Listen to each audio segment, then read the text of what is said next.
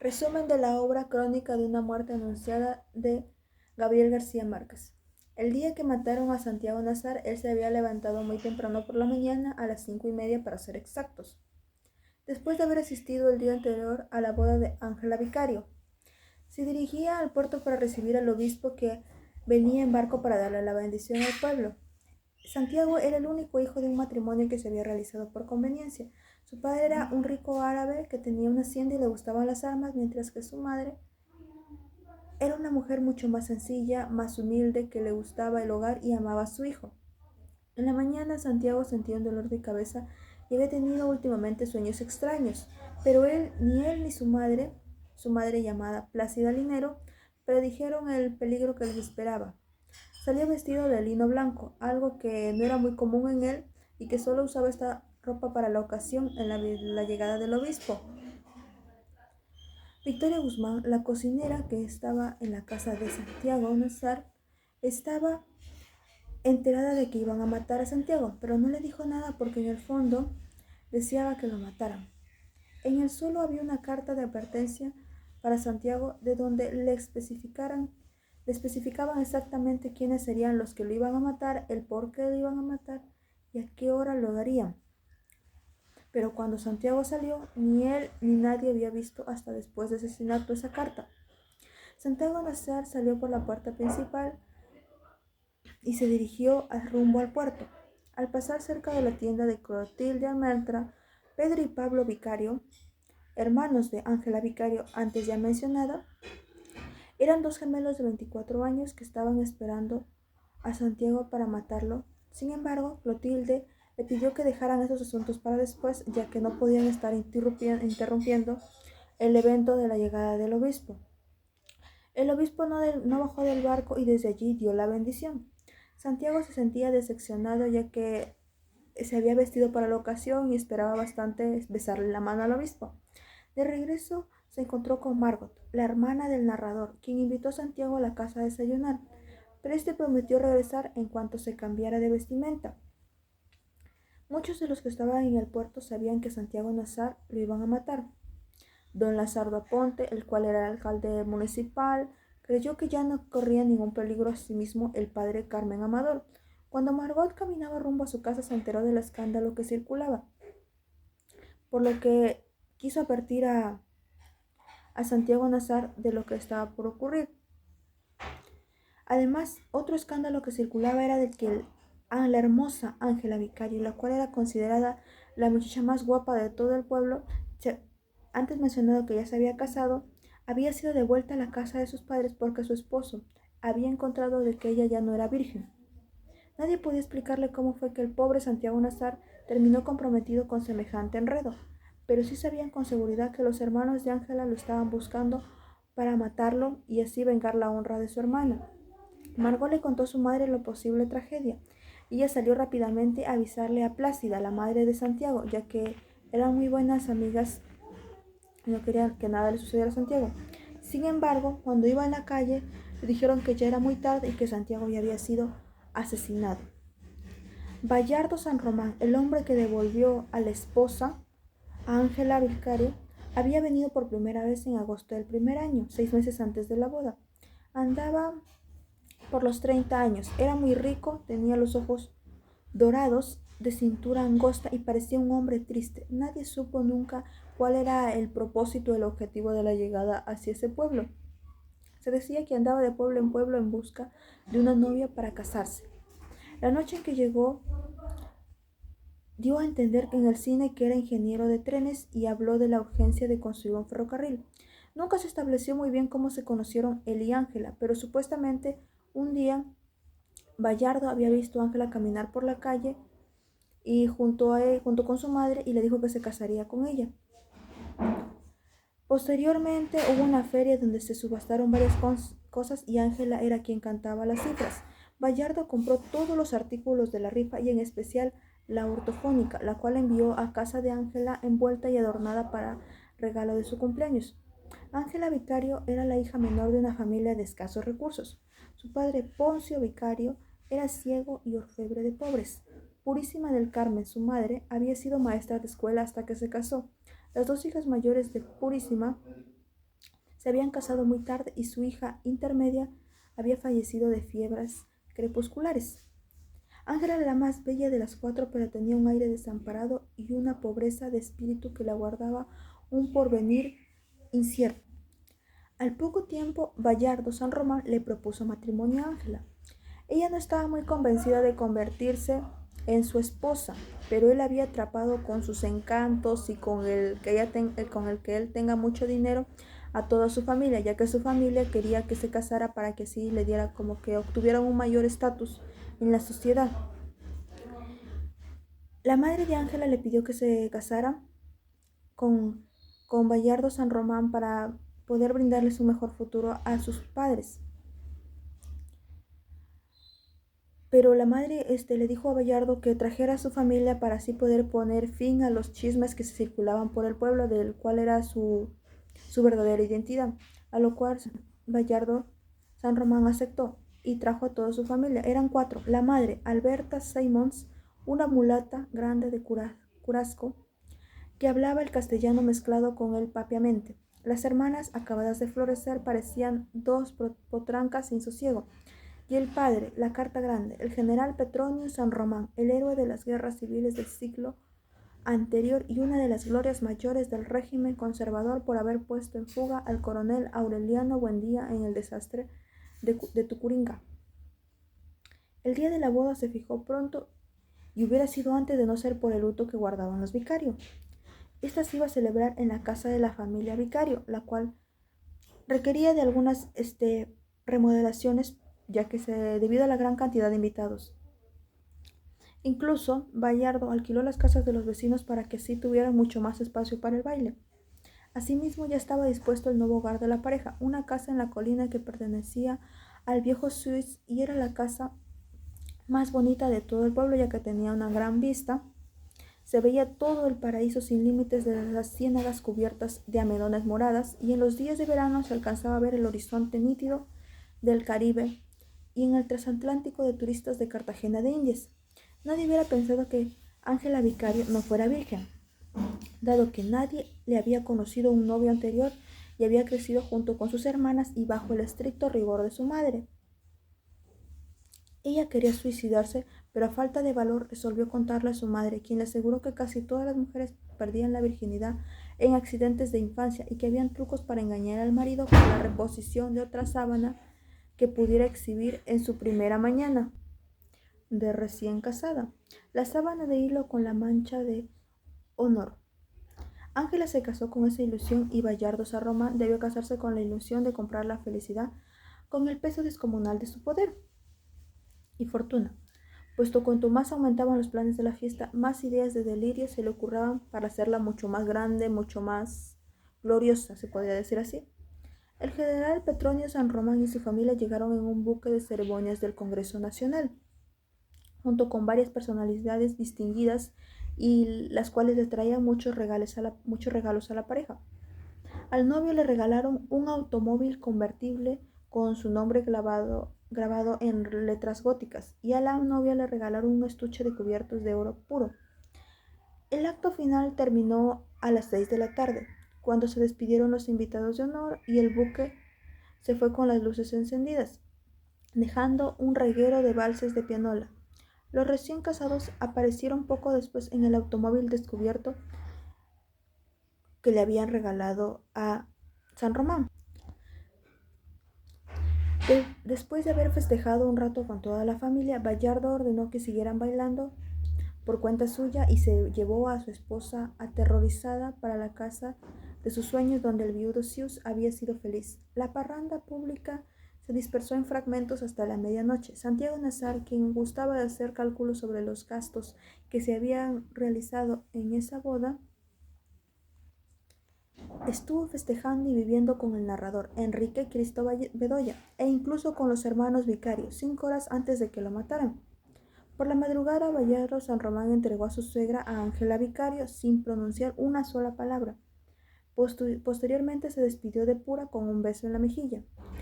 Pura Vicario golpeó con mucha rabia a su hija, y cuando los gemelos volvieron a casa, se enteraron de lo que había sucedido. Para ese entonces Ángela ya había hecho la sentencia en contra de Santiago Naciar, el que supuestamente le había despojado de su virginidad. En el capítulo 3 nos habla del abogado de los vicarios, quien había sustentado la tesis del homicidio en legítima defensa del honor de Ángela Vicario, que fue admitida por el Tribunal de Conciencia, y los gemelos declararon al final del juicio que lo hubieran hecho 1000 veces más por los mismos motivos. Los gemelos se rindieron ante su iglesia pocos minutos después del crimen. Ambos estaban exhaustos por el trabajo bárbaro de la muerte y tenían la ropa y los brazos empapados de sangre de Santiago Nazar. Habían empezado a buscar a Santiago Nazar en la casa de María Alejandrina Cervantes, pero de haber sido cierto jamás hubieran vuelto a salir de allí, pues María Alejandrina, quien llevaba un negocio de casa de citas, quería bastante a Santiago Nazar, ya que en su adolescencia estuvo enamorado de ella hasta que su padre descubrió el amorillo. Por consiguiente, los gemelos fueron a esperarlo en la casa de Clotilde Almerta. Nunca hubo una muerte más anunciada, ya que todo el pueblo sabía lo que le iba a pasar a Santiago Nazar. Después de que la hermana les reveló el nombre, los gemelos vicarios pasaron por el depósito de la posilga, donde guardaban sus cuchillos para descuartizar cerdos, y escogieron los 2 mejores que tenían. Los envolvieron en un trapo y se fueron a afilarlos en el mercado de carnes. Faustino Santo, un carnicero amigo, lo vio entrar a las 3:20, y mientras los gemelos afilaban sus cuchillos anunciaron que iban a matar a Santiago. Nadie les hizo caso porque pensaban que seguían borrachos, pero Faustino percibió una luz de verdad en la amenaza de Pablo Vicario y le comunicó lo ocurrido al agente de la policía, que pasó a comprar una libra de hígado para el desayuno del alcalde. El agente se llamaba Leandro Pornoy, quien fue a la tienda de Clotilde Almendra cuando los gemelos estaban sentados esperando. Clotilde Almendra tenía una tienda que vendía leche al amanecer y víveres durante el día, y se transformaba en una cantina desde las 6 de la tarde. Esta mañana Clotilde se había levantado para vender la leche mucho más temprano antes de que llegara el obispo. Los hermanos vicarios entraron a las 4:10 y estos anunciaron que andaban buscando a Santiago Nazar para matarlo. El agente Leandro Pornoy, que iba por la leche del alcalde, comprendió las intenciones de los hermanos y le avisó al coronel Lázaro Ponte. Este se dirigió a la casa de Clotilde y solo les confiscó los cuchillos a los hermanos. Clotilde estaba desilusionada, pues esperaba que arrestaran a los gemelos para esclarecer la verdad y se pudieran retener un tiempo. Los hermanos vicarios habían contado sus propósitos a 12 personas que fueron a comprar leche, y éstas lo habían divulgado por todas las partes de la isla antes de las 6. A Clotilde le parecía imposible que no se supiera nada en la casa de Santiago, así que le mandó un recado urgente a Victoria Guzmán, la criada de Santiago, para alertar a Santiago del peligro. Clotilde no había acabado de vender la leche cuando volvieron los hermanos Vicario con otros 2 cuchillos envueltos en periódicos. Faustino Santos no pudo entender el por qué habían vuelto los gemelos a afilar sus cuchillos, y al oírlos gritar que iban a sacarle las tripas a Santiago creyeron que estaban borrachos y exagerando, por lo que no le tomó mucha importancia. Sin embargo, Clotilde notó que los gemelos llevaban la misma determinación de antes para matar a Santiago. Pedro Vicario, según la declaración propia que él había hecho, fue el que tomó la determinación de matar a Santiago Nazar, y al principio su hermano no hizo más que seguirlo, pero también fue él quien pareció dar por cumplido el compromiso cuando los desarmó el alcalde, y entonces fue Pablo Vicario quien asumió el mando. Cuando los gemelos salieron de la porqueriza con los otros 2 cuchillos que habían conseguido, fueron a casa de Prudencia Cotes, la novia de Pablo Vicario. Prudencia ya sabía cuáles eran las intenciones de los hermanos y jamás se hubiera casado con Pablo si éste no hubiera cumplido como hombre. Prudencia Cotes se quedó esperando en la cocina hasta que los vio salir y siguió esperando durante 3 años más hasta que Pablo cumplió su condena en la cárcel, ya que una vez salió de la cárcel se casó con él y fue su esposa de toda la vida. De allí los gemelos se dirigieron a la tienda de Clotilde para esperar nuevamente a su víctima. Santiago entró a su casa a eso de las 4:20 después de haber estado primero en la fiesta. Después, junto con Luis Enrique, el narrador, y Bedoya, fue a la casa de los novios para reventar petardos en honor a los novios, y finalmente estuvo en la casa de María Alejandrina hasta pasadas las 3. Luis Enrique, por su parte, llegó muy borracho a su casa y se quedó dormido en el baño, mientras que el narrador permaneció en la casa de María Alejandrina. A las 5:30, Victoria Guzmán despertó a Santiago para ir a recibir al obispo, pero no le había dicho nada al respecto del mensaje que habían enviado. Por otra parte, Luis Enrique había visto a los gemelos antes de regresar a casa, pero estaba tan borracho que no recuerda lo que le dijeron ni lo que él les había contestado.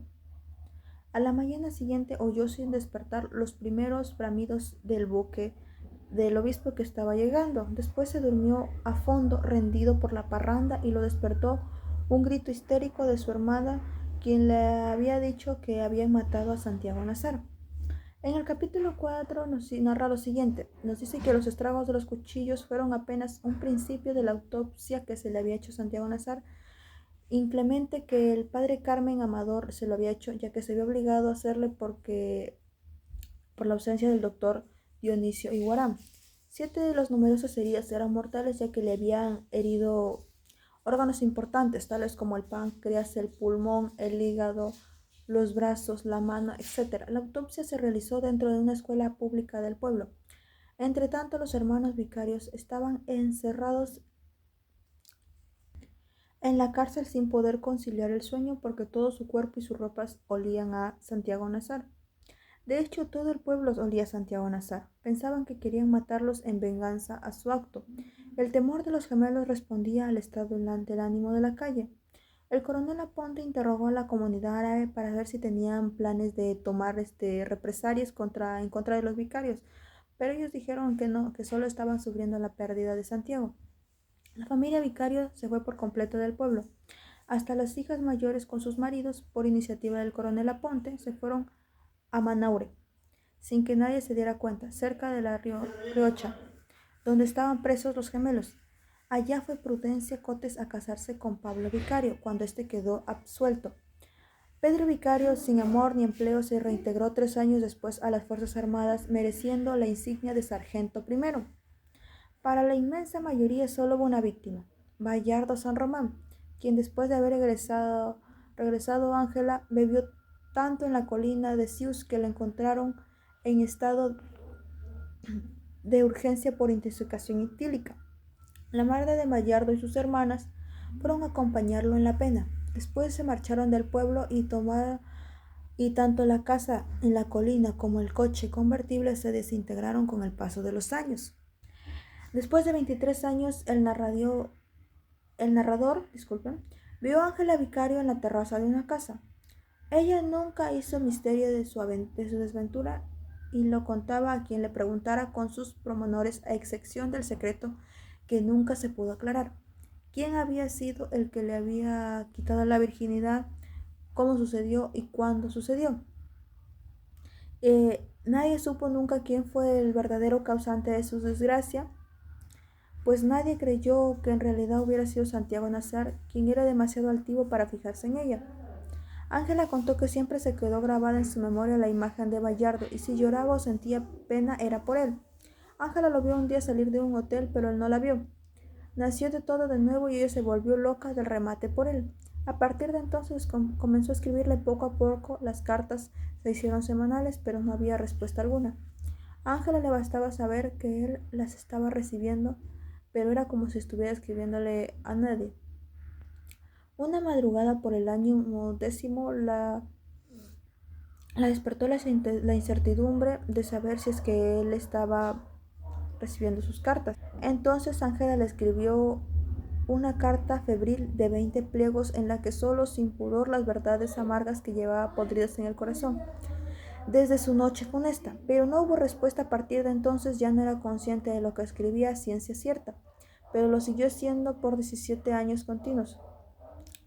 Un mediodía de agosto, mientras Ángela abordaba con sus amigas, Bayardo San Román, más gordo y más viejo, apareció con una maleta con ropa para quedarse y otra maleta igual con las miles cartas que ella le había escrito, ordenadas por fechas en paquetes cosidos con cintas de colores y sin abrir.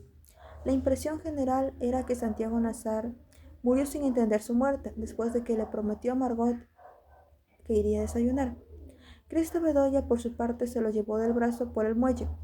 Yamil Shahin, un árabe comerciante, fue el único que salió a esperar a Santiago para prevenirlo en cuanto escuchó el rumor de que lo iban a matar los hermanos Vicario.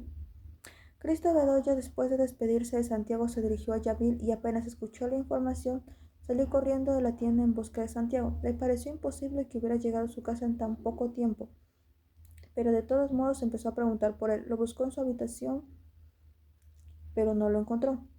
Así que tomó la pistola de Santiago para dársela en caso de necesitarla. Se encontró con Plácida Linero, pero no se atrevió a decirle nada acerca de la amenaza de los vicarios y sin más explicaciones se marchó a buscarlo. En la plaza se encontró con el padre Amador, pero no le pareció que pudiera hacer algo por Santiago. Santiago Nazar, distinto de salvarle el alma, iba otra vez hacia el puerto cuando escuchó que lo llamaban los gemelos desde la tienda de Clotilde. Así que Cristo Bedoya les dijo que tuvieran cuidado porque Santiago estaba armado. En la puerta del club social, Bedoya se encontró con el coronel Lázaro Aponte y le contó que acababa de ocurrir en la tienda de Clotilde. Aponte prometió ocuparse del caso, pero primero entró al club social para confirmar una cita de dominó, y cuando volvió a salir ya estaba consumado el crimen. Cristo Bedoya cometió entonces su único error mortal, pensar que Santiago Nazar había resuelto a última hora desayunar en casa de Margot y fue a buscarlo allá. Al doblar la esquina reconoció de espaldas a la mamá de Margot, pero ella, envuelta en lágrimas, le dijo que ya lo habían matado. Mientras que esta Bedoya lo buscaba, Santiago Nazar había entrado a la casa de Flora Miguel, su novia y su futura esposa. Para la próxima víspera de Navidad ya estaban planeando casarse. Flora Miguel despertó aquel lunes con los primeros bramidos del buque del obispo y poco después se enteró que los gemelos vicarios estaban esperando a Santiago para matarlo. Santiago acababa de dejar a Cristo Bedoya en la tienda del Chamil Shayun y cuando entró a ver a su novia, ella le aventó el cofre con las cartas de amor que le había escrito y le deseó que lo mataran. El padre de Flora Miguel le explicó a Santiago que los gemelos lo querían matar y que podía ocultarse allí o llevarse una escopeta para que pudiera defenderse. Santiago salió rápidamente de allí y fue rumbo a su casa. Al dirigirse a su casa, lo vieron los hermanos y Clotilde le gritó a Santiago que corriera para poder salvarse. 5 minutos antes, en la cocina, Victoria Guzmán le había contado a Plácida Linero lo que todo el mundo estaba rumoreando, pero que Santiago no sabía. En la sala donde estaba trapeando Divina Flor, la hija de Victoria Guzmán, vio a Santiago Nazar entrar por la puerta de la plaza. Plácida Linero vio entonces el papel que le habían escrito con la advertencia para Santiago Nazar. Ella no, a través de la puerta vio a los vicarios que venían corriendo hacia su casa con los cuchillos desnudos. Desde el lugar en el que ella se encontraba podía verlos a ellos, pero no alcanzaba a ver a su hijo que corría desde otro ángulo hacia la puerta, y como pensó que él estaba dentro y que los gemelos estaban buscando para matarlo, cerró la puerta de golpe. La trancó y pensaba que su hijo estaba arriba en la azotea, se podía decir que en la azotea, gritándoles. Escuchó gritos, pero como pensaba que su hijo estaba arriba, subió a ayudarlo. Santiago necesitaba apenas unos minutos para entrar cuando se cerró la puerta. Los gemelos lo apuñalaron varias veces y esperaban a que se derribara, pero no caía, y según los hermanos, parecía que se estaba riendo. Cuando creyeron que lo habían matado, se fueron ellos corriendo hacia la iglesia. Santiago se levantó, sosteniéndose de las entrañas, y trató de entrar por la puerta de la cocina. Atravesó la casa de los vecinos desconcertados por el bullicio y el aspecto que tenía Santiago lleno de sangre, pero en cuanto pudo entrar a su casa, él murió. Y así termina el resumen de esta obra, una crónica de una muerte anunciada. Muchas gracias.